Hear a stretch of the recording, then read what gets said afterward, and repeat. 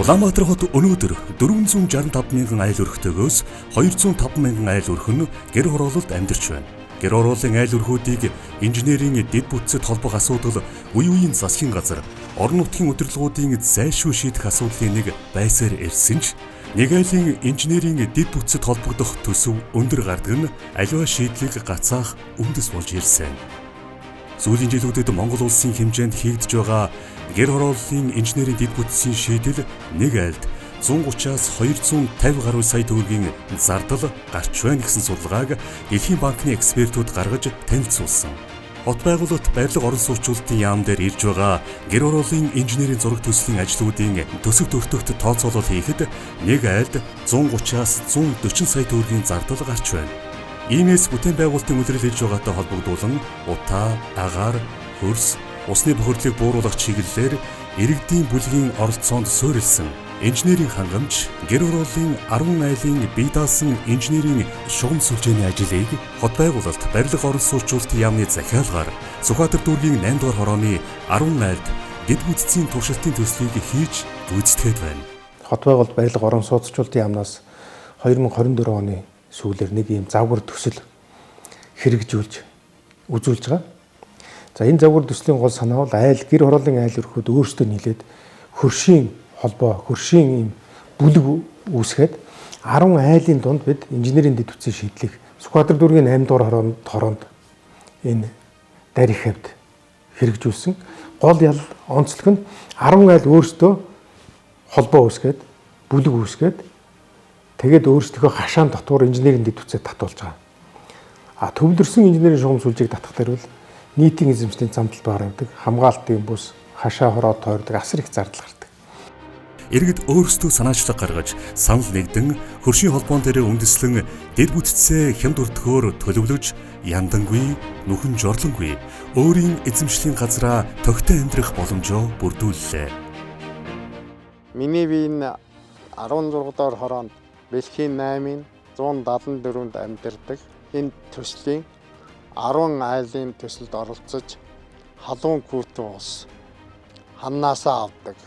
Одоо цэвэр бохир устай ийм төсөлд оролцсон. Манай бүлэг дээр барилга гот байгуулалтын орон сууцчлалтын яамнаас айгүй гоё төсөл хэрэгжүүлж байгаа. Тэр бүгдэд айгүй их баярлж байгаа. Бид бүгдэд ийм бүтээн байгуулалт хийж өгч байгаа. Барилга гот байгуулалт орон сууцчлалтын яамныхантаа баярлалаа. Би бол энэ 16 дугаар хорооны иргэн байна, Сүхбаатар дүүргийн.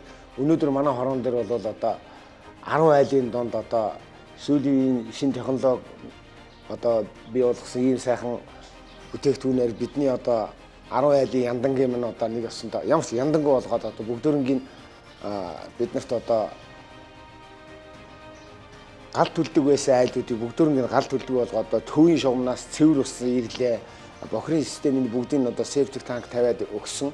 Барилга хот байгуулалт орон сууцчлалтын яамныхан одоо энэ бүхнийг зохион байгуулж гисэн хамт олонд бол үнэхээр их одоо маш их баярлалаа. 10 айлынхаа өмнөөс үнэхээр баярлж байгаагаа илэрхийлье.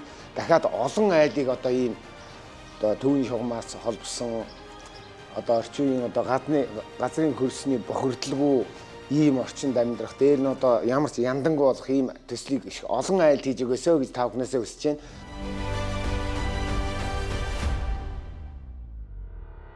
Цэвэр ус, халаалт, бохир гэсэн 3 шугамыг айл бүрт оруулж өгсөн бөгөөд халаалтаа газ, цахилгаан болон өөр төрлийн түлшээр халааж болох давуу талтай 10 айлын дунд нэг зуухтай байх бөгөөд Монгол улсын одоо мөрдөж байгаа стандартын шаардлагаас 30-аас 40% үзүүлэлт сайтай, төлш 100% шатхаас гадна агаарт хаягдж байгаа утааны хийн үзүүлэлт мөн 40%-аар бага байх судалгаа гарсан.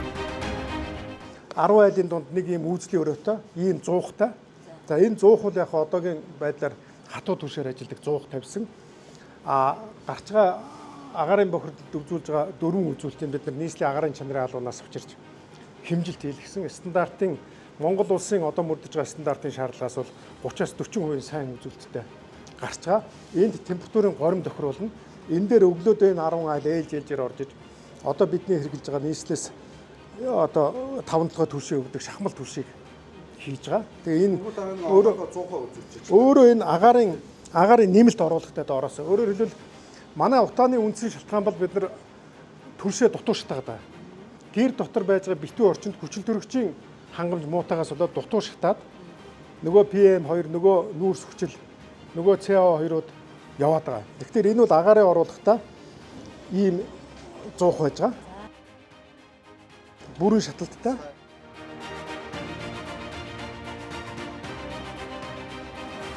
Яг иргэдийн өөрсдийг нь гашаан дотор шугам хоолой явж байгаа. Явж байгаа шугам маань энэ евро стандартын полиуретанын дулаалгатай PVC хоолойнууд байж байгаа. Уян хоолой.